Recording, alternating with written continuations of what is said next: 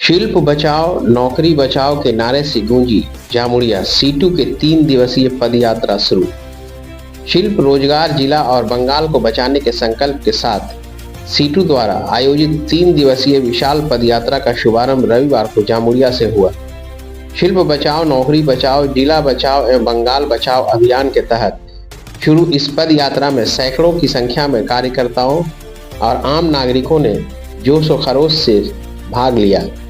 पद यात्रा की शुरुआत जामुड़िया के पुनियाडीह से हुई, जो जामुड़िया बाजार होते हुए आखलपुर मार्ग से नीमा डांगा तक पहुंची। दोपहर में थोड़े विश्राम के बाद यात्रा पुनः शिव डांगा से शुरू होकर निंगा कुलियरी होते हुए रोटी बाटी मार्ग की ओर आगे बढ़ी। तय कार्यक्रम के अनुसार पहला दिन यहीं संपन्न हुआ। इस दौरान पूरे क्षेत्र में लाल झंडों और नारों से माहौल पूरी तरह आंदोलनमय हो उठा। कार्यकर्ताओं ने बेरोजगारी, ठप होते उद्योगों, श्रमिकों के शोषण और बढ़ती महंगाई के खिलाफ जोरदार आवाज बुलंद की। इस पदयात्रा में सीटू और वामपंथी संगठनों के कई प्रमुख नेता मौजूद रहे, जिनमें प्रमुख रूप से महिला नेत्री मीनाक्षी मुखर्जी, CPIM पश्चिम बर्धमान जिला सचिव गौरांग चटर्जी, सीटू जिला सचिव प्रवीर मंडल, बस्ती उन्नयन कमेटी के जिला सचिव संजय प्रमाणिक, माकपा नेता तापस कवि, मनोज दत्ता, MD कलीमुद्दीन, सुमित कवि, विकास यादव, बुद्धदेव रजक, भरत पासवान और महिला नेत्री कृष्णा भट्टाचार्य शामिल रहे। वक्ताओं ने सरकार पर उद्योगों की अनदेखी का आरोप लगाते हुए कहा कि यदि समय रहते ठोस कदम नहीं उठाए गए तो श्रमिकों की हालत और बदतर हो जाएगी। नेताओं ने साफ कहा कि यह आंदोलन तब तक जारी रहेगा जब तक मजदूरों को उनके अधिकार और जिले के उद्योगों का भविष्य सुरक्षित नहीं मिल जाता। 3 दिनों तक चलने वाली यह पदयात्रा विभिन्न इलाकों से होकर गुजरेगी और आम जनता को इस आंदोलन से जोड़ा जाएगा। पहले दिन की भारी भीड़ ने यह साफ कर दिया कि जनता अब रोजगार और उद्योगों के मुद्दे पर चुप बैठने वाली नहीं है। उद्देश्य হচ্ছে যে আপনারা ইতিমধ্যে জেনেছেন যে কোচবিহার থেকে কামারহাটি পর্যন্ত একটা পদযাত্রা চলছে। সেই একটা যাত্রা চলছে, সেটা হচ্ছে বাংলা বাঁচাও যাত্রা। সেই বাংলা বাঁচাও যাত্রার সাথে সাযুজ্য রেখে আমরা আমাদের পশ্চিম বর্ধমান জেলাতে 4টে জাঠা বার করেছি। এই 4টে জাঠা এই 6 তারিখ থেকে 15 তারিখ পর্যন্ত শুরু হয়েছে বারণপুরে, আর 7 তারিখ থেকে 15 তারিখ পর্যন্ত এই জাঠাটা চলবে। এটা জামুড়িয়া, রানীগঞ্জ, অন্ডাল এলাকা পরিক্রমা করবে। আর আরেকটা জাঠা যেটা বেরিয়েছে দুর্গাপুরের এলাকা থেকে, মানে কাঁকসা থেকে, বৃন্দাবনপুর থেকে শুরু হয়েছে, ওটা কাঁকসা দুর্গাপুর এলাকা পরিক্রমা করবে। এবং আরেকটা জাঠা যেটা 11 তারিখ থেকে বেরোবে, সেটা হচ্ছে সাক্তরিয়া থেকে একদম চিত্তরঞ্জন পর্যন্ত। এই পশ্চিম বর্ধমান জেলাতে এই 4টে যে জাঠা বেরোচ্ছে, এই 4টে জাঠার স্লোগান হচ্ছে শিল্প বাঁচাও, কাজ বাঁচাও, জেলা বাঁচাও এবং রাজ্য বাঁচাও।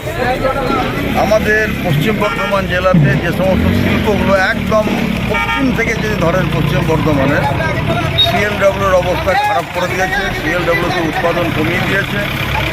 পোল্ট্রি কারখানা বন্ধ হয়ে গেছে, প্রায় বন্ধ। বার্নপুর কারখানা যেভাবে আধুনিকীকরণ করার দরকার সেটা হচ্ছে না। এবার বার্ন স্ট্যান্ডার্ড কারখানা বন্ধ। আসানসোল এলাকার অনেকগুলো কারখানা বন্ধ হয়ে রয়েছে। জামুড়িয়া এলাকার 2-3টে লোহা ইস্পাত কারখানা বন্ধ হয়ে গেছে। রানীগঞ্জের 2টো লোহা ইস্পাত কারখানা বন্ধ। পেপার মিল বন্ধ। এবং দুর্গাপুরে 6টা কারখানা বন্ধ হয়ে গেছে। তার সাথে MAMC, BOGL, অপথালমিক এই সমস্তগুলো বন্ধ হয়ে আছে। কাঁকসাতে 5-6টা বন্ধ। কাজেই এই শিল্প যদি না বাঁচে তাহলে আমার আপনার ঘরের ছেলেমেয়েরা কেউ কাজ পাবে না। সেই জন্য শিল্প বাঁচাও, শিল্পর জমিতে শিল্প করো, এই দাবি নিয়ে পদযাত্রা। আমাদের পদযাত্রা হচ্ছে কাজ চাই, তার শিল্প বাঁচলে কাজ পাবে মানুষ, এবং তার সাথে সাথে নদী বাঁচাও। কারণ এই যে ধরুন আমাদের জেলাতে 6টা নদী আছে।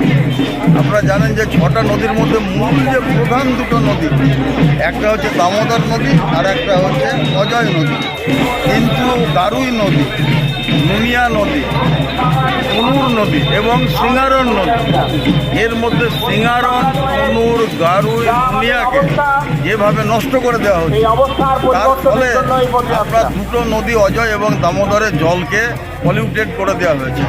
এই অজয় এবং দামোদর আমাদের পশ্চিম বর্ধমান জেলার নয়, কলকাতা পর্যন্ত তার লাইফ লাইন, এবং এই নদীর বালি তুলে নদীকে নষ্ট করছে বালিচোরেরা। কাজে এর বিরুদ্ধে আমাদের প্রচার আন্দোলন চলছে। আমাদের প্রচার আন্দোলন কয়লা শিল্পের ক্ষেত্রে যে বেসরকারীকরণ হয়েছে এবং যেভাবে প্যাচ এবং আউটসোর্সিং চলছে, তার ফলে দেখা যাচ্ছে কলিয়ারিতে প্রোডাকশন বেশি হচ্ছে কিন্তু কয়লা বিক্রি হচ্ছে না। আর কয়লা বিক্রি না হওয়ার জন্য ইসিএল ম্যানেজমেন্ট কলিয়ারি ওয়ার্কারদেরকে বেতন দিতে পারছে না। গত 2-3 মাস ধরে নির্দিষ্ট সময়ে যে বেতন দেওয়ার কথা ছিল সেই বেতন দিতে পারেনি। এই মাসে হচ্ছে যে এখনও পর্যন্ত 7 তারিখ হয়ে গেল, এখনও বেতন দিতে পারেনি। যদি শ্রমিকরা যদি বেতন না পান তাহলে পরে এই শিল্পাঞ্চলে একটা যে টাকার আমদানি হয়, এটা বড় টাকা হচ্ছে কয়লা খনির শ্রমিকদের কাছ থেকে আসে। এই টাকা না পাওয়ার ফলে শ্রমিকরা যদি সময় হাতে টাকা না পান তাহলে দোকান, দানি, হাট, বাজার সব ধ্বংস হয়ে যাবে। কাজে জেলাকে বাঁচাতে গেলে শ্রমিকদেরও বেতন চাই, শ্রমিকদের ঠিক সময়ে বেতন দিতে হবে এবং যাতে করে প্রাইভেটাইজেশন, আউটসোর্সিং কম করা হয়। কারণ একথা আমরা আগেই বলেছিলাম, যখন হচ্ছে ডাঙ্কেল জাটা শুরু হয়েছিল তখনই আমরা বলেছিলাম যে একটা সময় কিন্তু এই সংকট আসবে। আজকে কিন্তু সেই সংকট হচ্ছে দেখা দিয়েছে। মহিলাদের উপর অত্যাচার বার্নপুরে হয়েছে, দুর্গাপুরে হয়েছে, কাঁকসাতে হয়েছে, রানীগঞ্জে হয়েছে, জামুরিয়াতে হয়েছে, সিঁদুলিতে হয়েছে, বিভিন্ন জায়গাতে হয়েছে।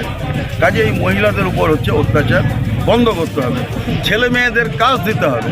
যখন আগে ঘরে ঘরে বিএসসি পাওয়া যেত, এখন বাড়িতে বাড়িতে হচ্ছে আপনার ইঞ্জিনিয়ার আপনারা পেয়ে যাবেন। কিন্তু ঘরে ঘরে ইঞ্জিনিয়ার হলেও তারা 10-12 হাজার টাকার কাজের জন্য দৌড়াদৌড়ি করছে। কাজে গোটা রাজ্য জুড়ে তৃণমূল এবং বিজেপির যে সমস্ত কারবার, তার ফলে মানুষের জীবনে নাভিশ্বাস ঘটেছে।